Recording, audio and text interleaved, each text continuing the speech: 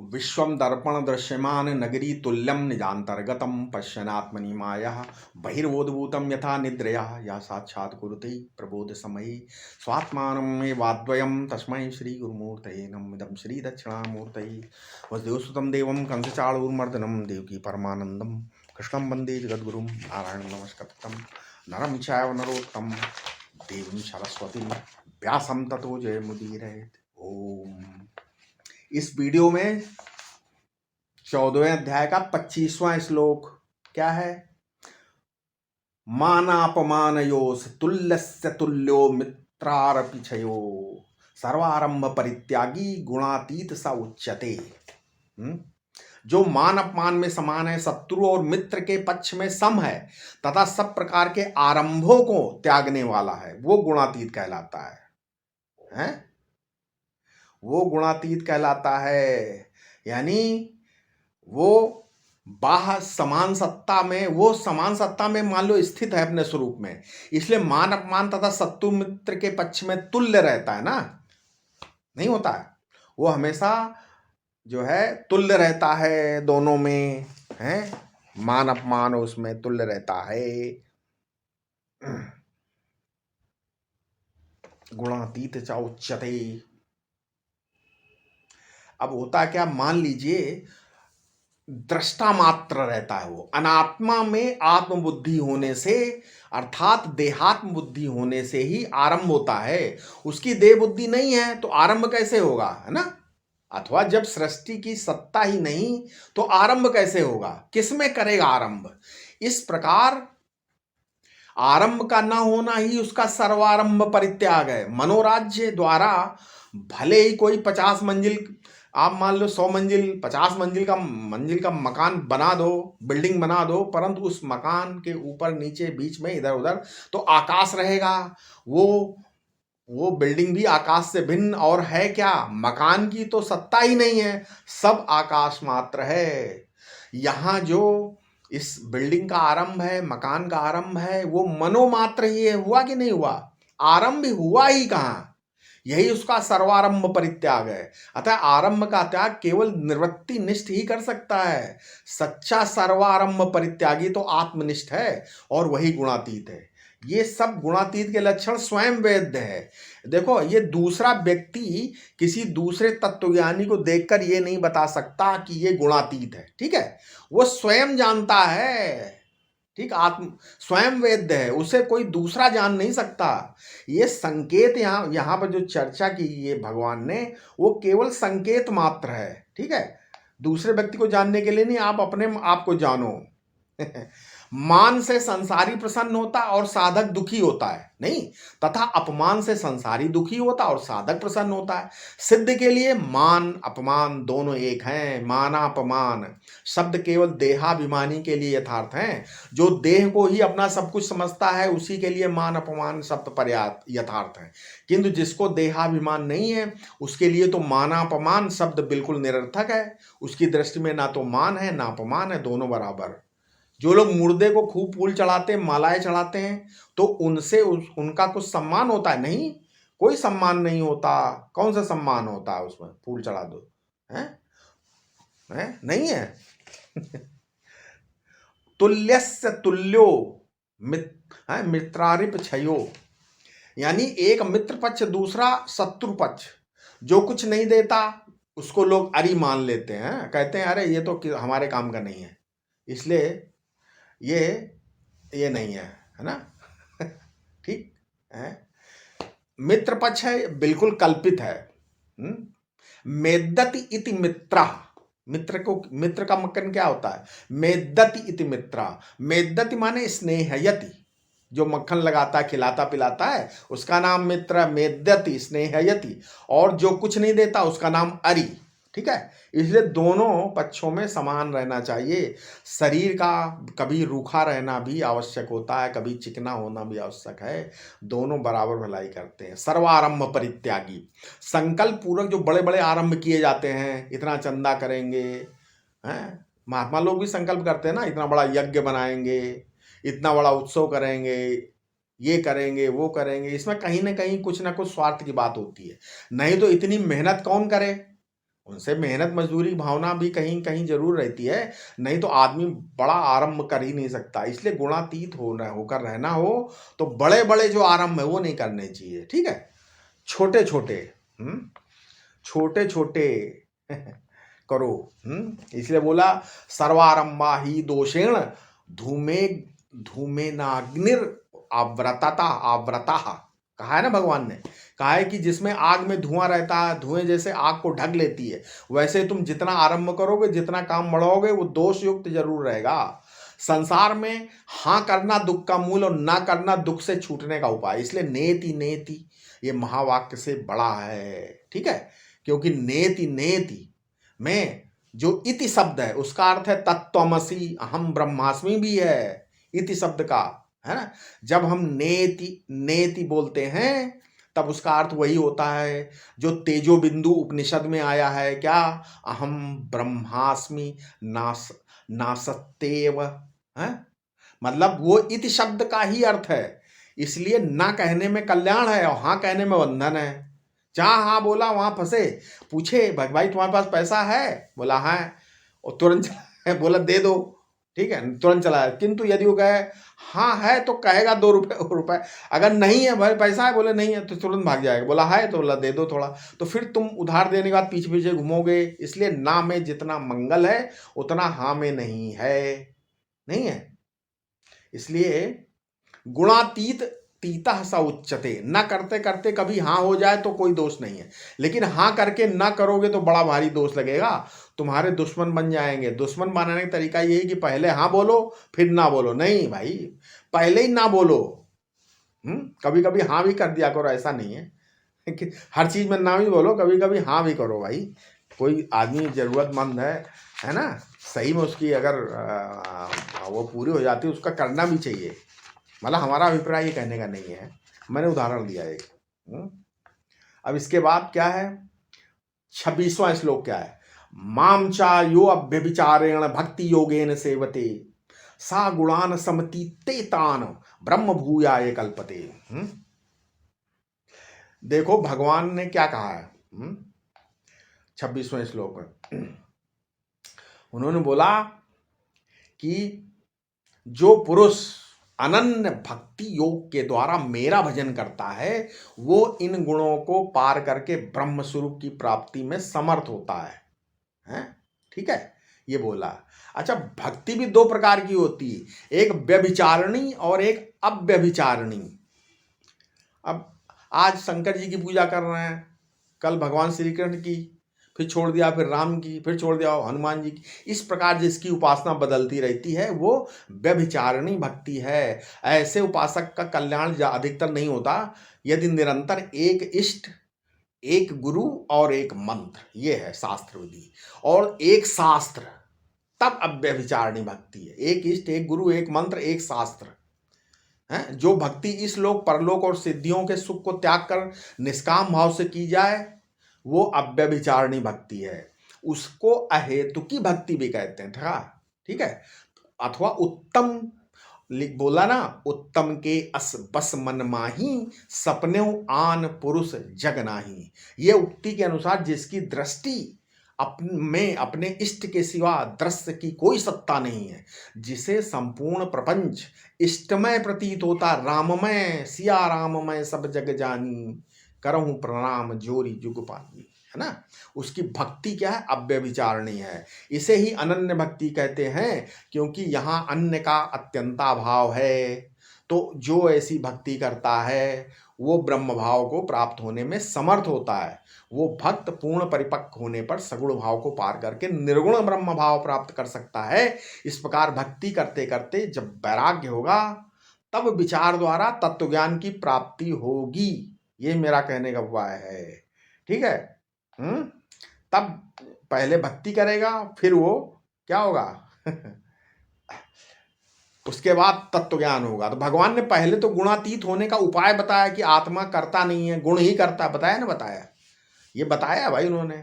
ये तुम पदार्थ वेदांत में जो है प्रधान गुणातीत होने का उपाय। भगवान कहते हैं कि नान्यम गुणेभ्य कर्तारम यदा दृष्टानुपश्यति।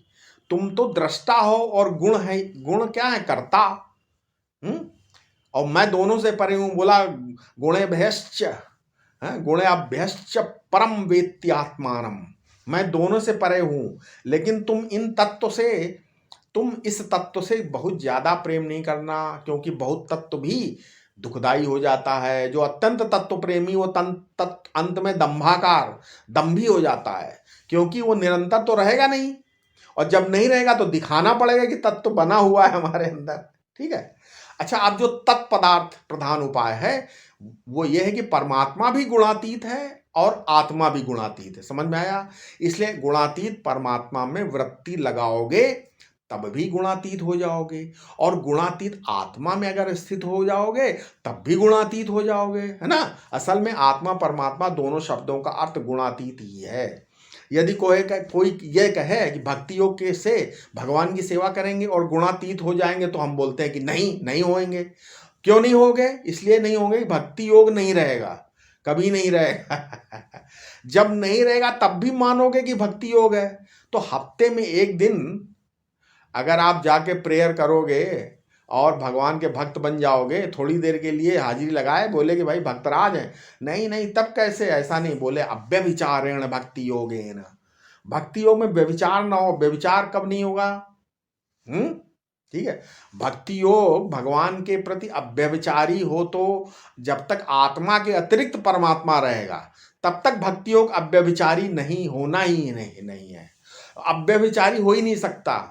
अगर आत्मा के अतिरिक्त परमात्मा रहेगा, भक्ति अव्यभिचारिणी कभी हो ही नहीं सकती, क्योंकि छोड़ छोड़कर भक्ति योग लौट आएगा।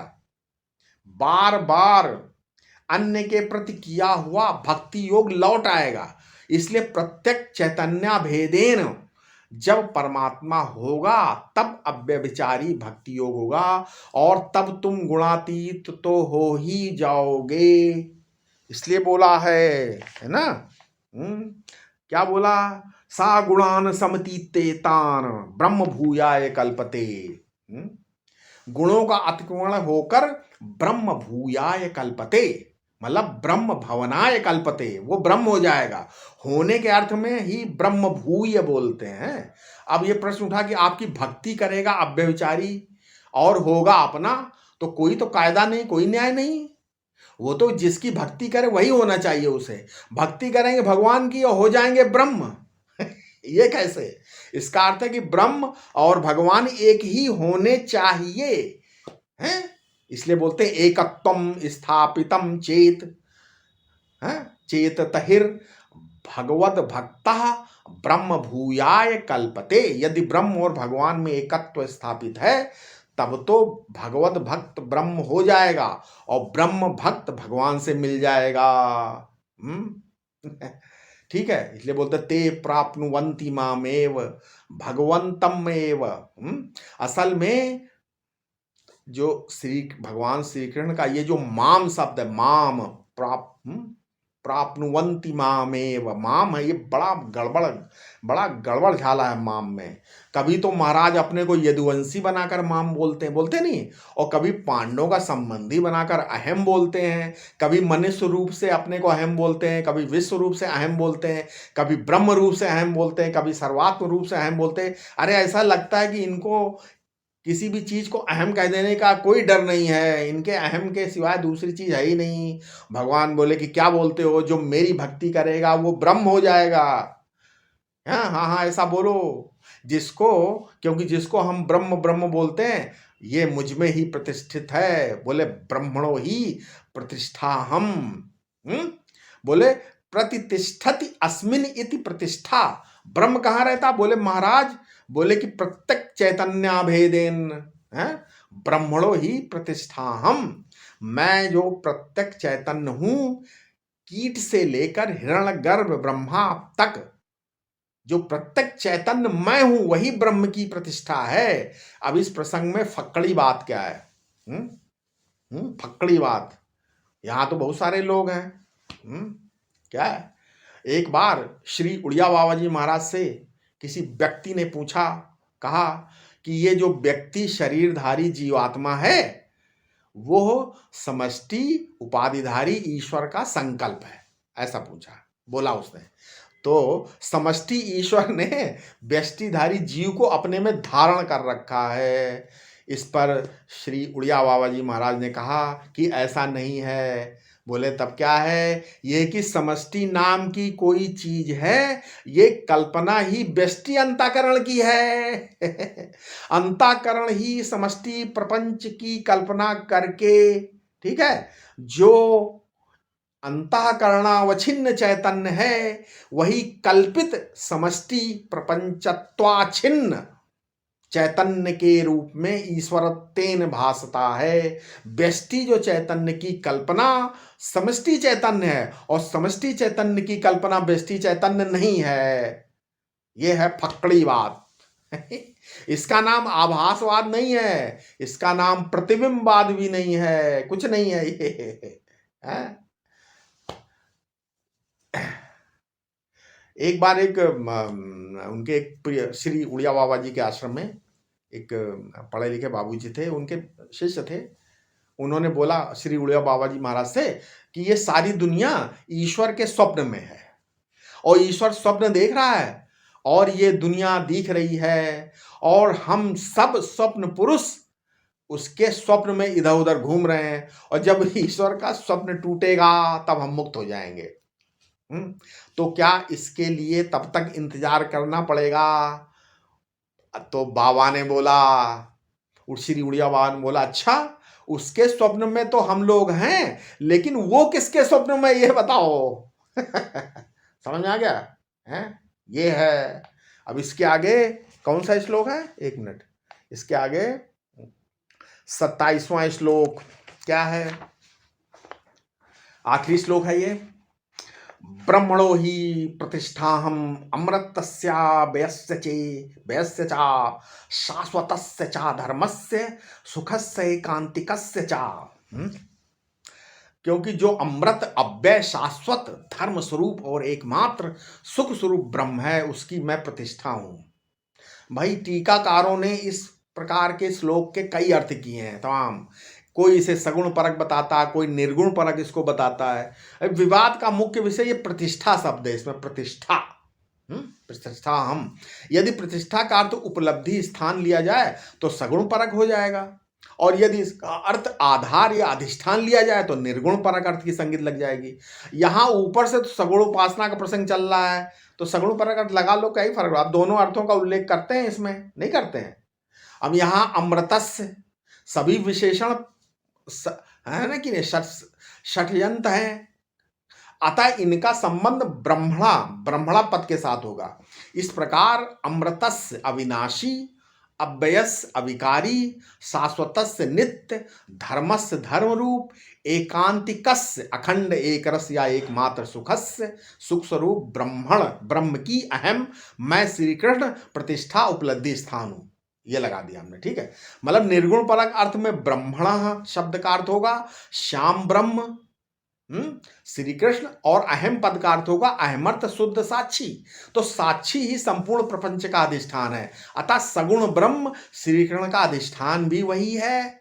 इस दृष्टि से निर्गुणवादी टीकाकार इसका निर्गुण परक अर्थ करते हैं, ठीक है। अब मैं अपना विचार ये इसमें एक विचार और हो सकता है कि भगवान कह चुके हैं कि निर्विशेष ब्रह्म की प्राप्ति का साधन मैं सविशेष ब्रह्म हूं कहा है, इसलिए वे कह रहे हैं कि उस निर्विशेष की प्रतिष्ठा या आश्रय या उपलब्धि स्थान जो है मैं सविशेष ब्रह्म श्री कृष्ण हूं। ये ऐसा कर सकते हो यहां पर। यद्यपि निर्विशेष ही सविशेष की प्रतिष्ठा हो सकती है, ठीक है, तथापि उसकी उपलब्धि का मुख्य साधन होने के कारण भगवान ने सविशेष को ही निर्विशेष की प्रतिष्ठा बताया। समझ में आ गया?